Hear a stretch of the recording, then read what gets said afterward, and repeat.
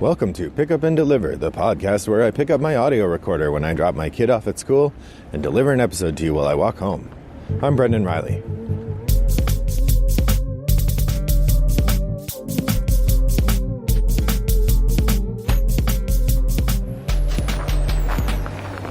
Well, welcome to the walk, listeners. Thanks for tuning in. Today it is a brisk, wintry January morning here in suburban Chicago. I would say the temperature is, judging by how cold my nose is getting, 20 degrees Fahrenheit, maybe a little less. Certainly cold enough my toes are going to be tingling by the time I get home. So I'm glad to be speaking to you today. I was thinking about how I want to change the show for season 2. Not sure that I'll change it a lot other than the things I talked about at the end of the year last year. Namely, I've removed from myself the obligation to publish 3 times a week. We're going to see how often I feel like publishing, but I'm also looking for a little bit more of a sense of identity of the show. I was talking with my wife about whether she's like, well, these other people have lots of listeners. Why don't you have listeners? I'm like, oh, I'm kind of doing, I don't know that what I'm doing is all that special. It's gimmicky, the walk thing, but that's not the sort of thing that people are like, oh, what I really need is a podcast where people are walking. So I was thinking about what do I do that's different? And I think the stuff that makes my podcast more interesting would be the thinking a little bit more about what games are about, bringing the professional talents that I have from my scholarly life to the games. So I'm going to be thinking about how to do that a little bit more overtly, and we'll see where that goes. I thought I might start each episode with a 10 for 10 update. I'm not going to talk about what games I'm playing, but just a percentage to give you a sense of how I'm proceeding. If I don't mention it, that means it hasn't changed. If I do mention it, that means I've played at least one game on my 10 for 10 since last time we played this. I did the show. With that said, 16%. I'm currently 16% of the way through my hardcore 10 for 10. The organic one I don't keep track of that way. I mean, I keep track of it, but I don't have it in my head the way I do the hardcore one. So, 16% of the way through my 10 for 10 as of January 24th. Today's topic, I thought I would bring back the board game Concierge, given that it's so cold my nose is already chilling, and we just started the walk. I thought that I would curate a list of games for the winter time. Now, this could be games that play on the theme of winter or games that you play during winter. And it's aimed particularly at places where winter means the weather is significantly colder. If you live in one of those warm places where winter means you might have to put on a light sweatshirt, this list probably doesn't mean as much to you, but you've seen movies, you've seen snow. In fact, can you hear the snow? That's the crunchy sound of recent snowfall on unshoveled sidewalks, which thank goodness they're unshoveled because all the sidewalks here got doused with freezing rain a couple days ago, so they are slippery as all get out. So I'm glad for the snow to give you a little traction. So I've divided the entries into 6 different categories based on different feelings you might want to evoke in a game time centered around the idea of winter. And the first one, often one of the things we see as a depiction of winter in media and in the world is this sort of the idea of like an icy, barren landscape. If you think about the beginning of the movie Fargo, where the main character is towing his car to Fargo as the partial payment for the assassins or the kidnappers, he is driving through this like unabashed wasteland, and that's what we see in the movie Fargo. This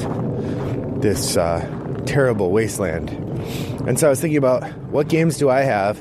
What game might you want to play that evokes the wasteland, not the Fargo part. I think if you wanted to play a Fargo type game, well, I'll bring that up another time. But the icy wasteland, the 2 games in my collection that I might pull out, one would be Mountains of Madness. This is the Rob Daviau cooperative game where you are climbing a mountain in Antarctica, and things just get worse and worse. It's very thematic, very silly. The highlight of the game is that everybody gets these madness cards that change the way you behave, and it makes the cooperative part harder because you can't really talk to people in the same way. It's a fun little game. The runner-up for this one for me was the Time Stories expansion, Expedition Antarctica, I think it's called, which is basically like meant to be the Shackleton expedition mixed with some Cthulhu stuff. Again, has that sort of sense of icy wasteland and a little bit of the idea of cosmic horror. As a secondary backup for that, I would say the Elder Sign expansion, Omens of Ice, has a similar feel to it. Still both built around the H.P. Lovecraft story about people out in the snow. Sometimes, of course, you want to feel the excitement of striving and competing in the snow. In Alaska, they have this tradition of people in the wintertime doing these sort of competitive races. They've made a couple of movies about it. The one that I remember from my childhood is Iron Will, about a kid in the Iditarod dog sled race, and the excitement of that race. So I would say if you're looking for sort of striving competitiveness in the snow, the game I would recommend is Raids from Dunstan and Gilbert. This is the yellow game about being Vikings, rampaging around, collecting things. You're fighting all sorts of icy monsters and sailing around fjords. It's a nice competitive game that's got that sort of wintry theme. As a secondary for that, for the striving and competing, I would say Snow Tales is a game that you could play that's about actually a dog sled race, although I don't have that in my collection, which is why it's my runner-up. One of my rules for this is I want it to be a game I could get out. If you came to my place and you said, here's the thing I want to think about, what could we play? It's got to be something I can pull off the shelf. So that's one of my limiting factors for these Concierge events. The third feeling of winter that I wanted to evoke was the feeling we get from the Christmas movies. In particular, if you've seen A Christmas Story, my favorite moment of A Christmas Story is not where he shoots his eye out or the Bumps' dogs eat the family turkey, but instead it's the moment after the kids have gone to bed. Gene Shepard has just done his narration about falling asleep, dreaming of... no, actually not, because it's Christmas Eve. I didn't watch the movie this year, so it's not in my head, but there's a moment at the end of the movie where the old man and mom are sitting, looking out the window at the snow falling down. They both have a glass of wine, and the mom is sort of sitting on the armrest of the easy chair the dad is in. And it's a very nice moment that suggests what's going on in their marriage. Some pleasure in the lives of these otherwise pretty unhappy people, or seemingly unhappy people. So that this moment of coziness and warmth and working and feeling good together. My main recommendation here, it's not a winter-themed game at all, although it has polar bears. Barren Park. I feel like Barren Park is a very nice together kind of game where you can all enjoy building your little bear parks without having to worry too much about what the other person's doing. At the end, you have a fun bear park, even if you didn't win. The other game I was going to recommend in that way is Gizmos, which has a similar feeling to it of being a low-intensity game. You build your thing, you do your thing. You enjoy watching other people do their thing. It's not brutal or intense, it's just pleasurable. So those are the games I would recommend if you're looking for the feelings of cozy and being inside. An honorable mention for that category would be Tokaido, because this is it's sort of a pleasurable, relaxing game about a journey. And you get to go in hot springs, which is nice.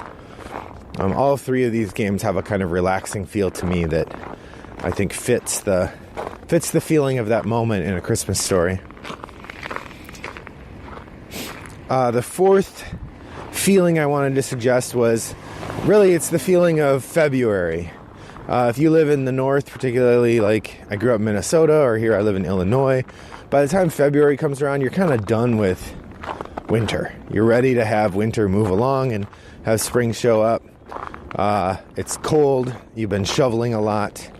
You're tired of having to put on a jacket and a coat and a hat and gloves every time you want to go outside. You're tired of having to remember to go out and scrape the car before you drive it.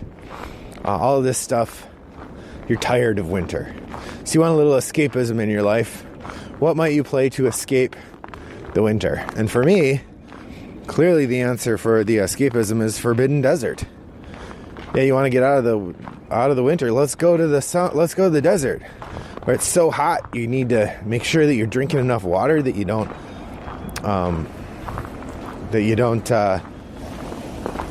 die of dehydration. Where you have to get a sun dome. I mean, you can feel the heat radiating off the table when you play Forbidden Desert. It's a cooperative game, so it's got that pleasure of working together. It's all sand themed. You know, I think you play Forbidden Desert, you have to take off that sweatshirt and just play in your t-shirt, because it's a hot game. Really delightful. As a secondary one, I would say the new hotness, Wingspan, is another game where it sort of lets you escape the dreariness of the winter with the brightness of the spring. You know, we have the arrival of the birds. We have all these different cute little birds you get to find, and you get to collect them and lay eggs and do all this stuff. I mean, like a lot of people, birds make me think of the spring, which is the end of winter. And so it seems like Wingspan would be a good secondary choice if you want a little winter escapism. The third one that I would suggest, and actually probably the best winter theme, I just haven't played it and don't have it, is the Uwe Rosenberg game Spring Meadow, in which you are in, I think, Norway, and it has something to do with a meadow where the snow is melting and you get to do stuff in the meadow as the snow melts. So that seems like a game about escaping winter for sure. So those would be my recommendations for a little winter escapism. As I was doing this, I came up with a whole bunch of games that I might recommend, but I've just heard about. I find that my experience as an English professor, knowing a lot of books that I haven't read, translates to my game obsession as well. I know about an awful lot of games I haven't played. So there are a few games that came up in my head that seemed like they might fit a wintry themed episode, but I haven't played them, so I couldn't really comment. If you were going to watch a movie about mountain climbing, like say that Everest movie that came out last year, then you might want to play a game with it, something like K2 or Summit.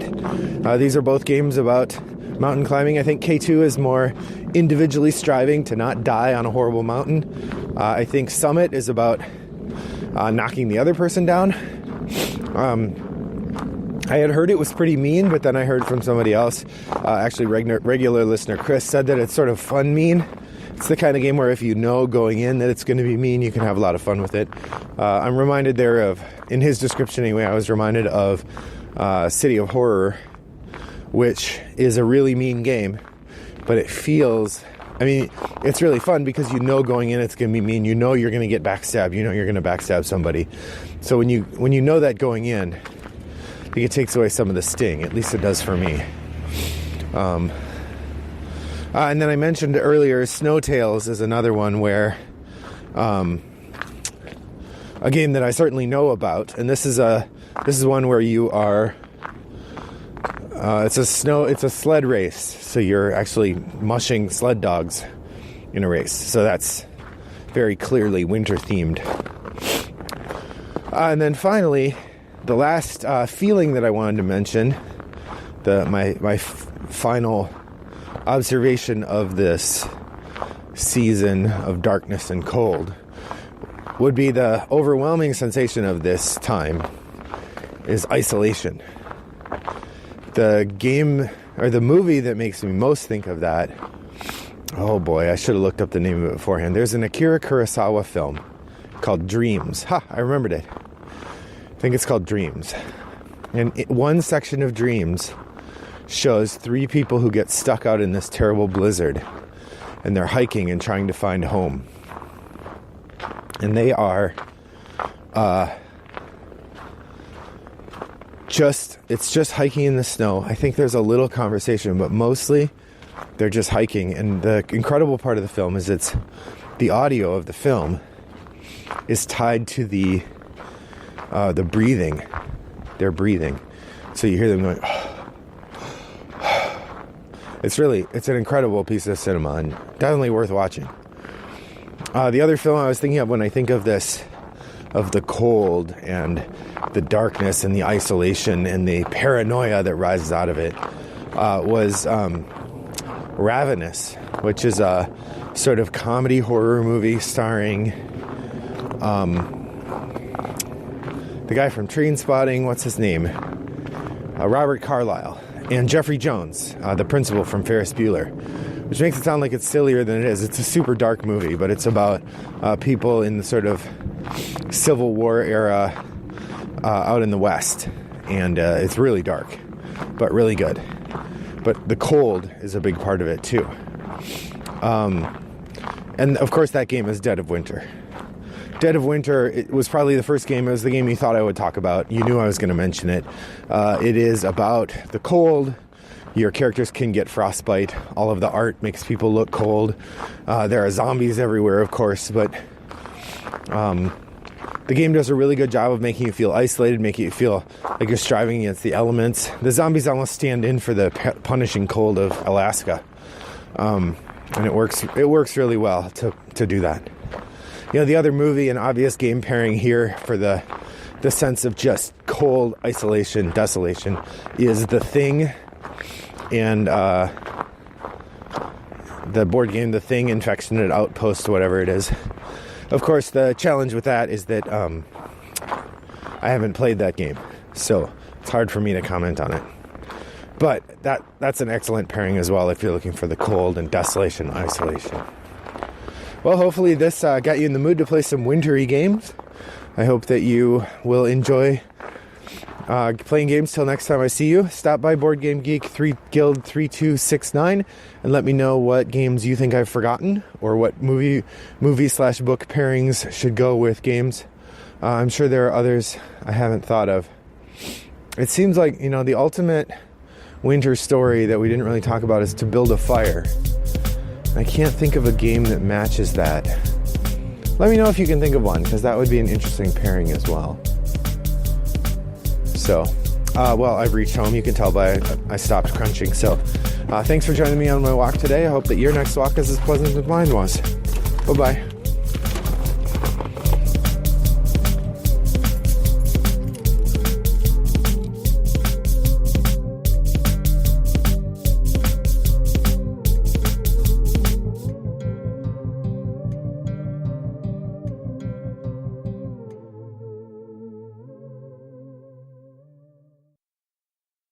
Brought to you by Rattlebox Games.